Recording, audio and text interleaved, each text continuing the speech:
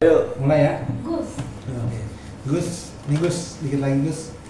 Ini lagi rame nih, Gus, antara keributan antara ibu dan anak seorang artis yang saya membongkar aib Gus di media sosial Gus. Oke, lain saya M lah Gus disebut Gus. Artis Gus. Ibu dan anak saling Membongkar membongkar aib masing-masing Iya. gitu loh. Inisialnya sama? MM. MM. Mungkin langsung deh, Gus tahu lah kan udah ramai juga nih.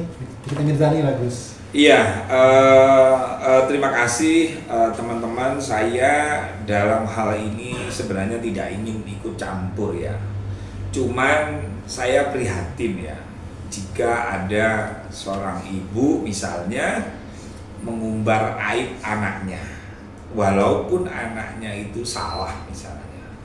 Karena di agama itu mengumbar aib itu sangat dilarang.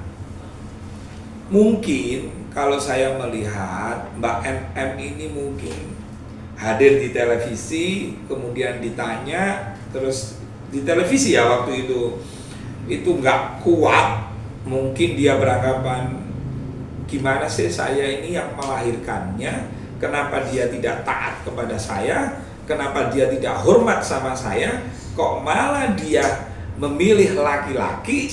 Nah kan begitu kan. Nah, memang dalam pandangan agama memang dilarang membongkar aib. Baik ibu membongkar aib anak maupun anak membongkar aib ibu. Ini sama-sama dilarang. Nah, terus gimana solusinya?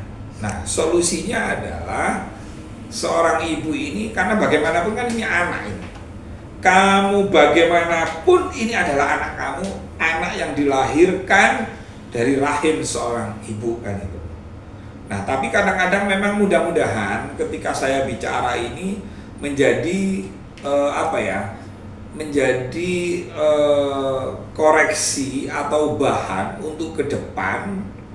Kalau misalnya ngumbar produk sih nggak masalah, tapi kalau mengumbar anak sekalipun anak itu salah.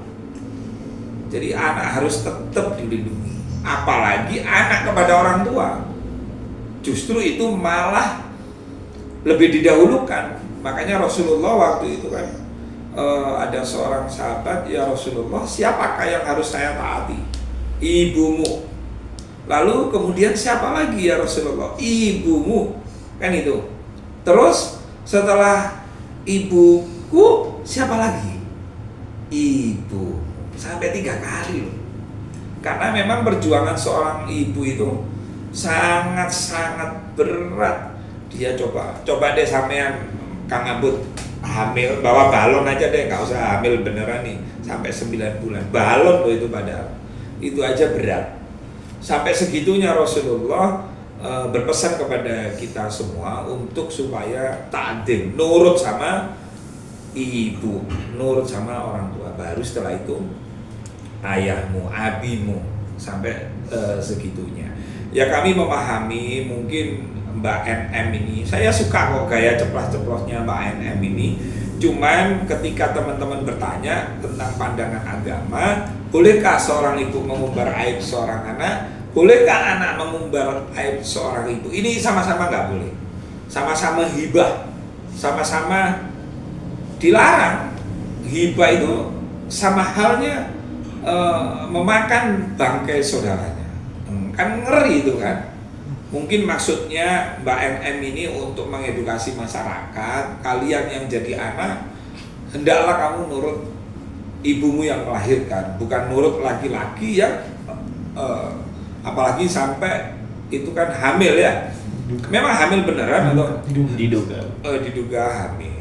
Jadi seperti itulah pandangan saya. Ya saya hanya bisa berdoa.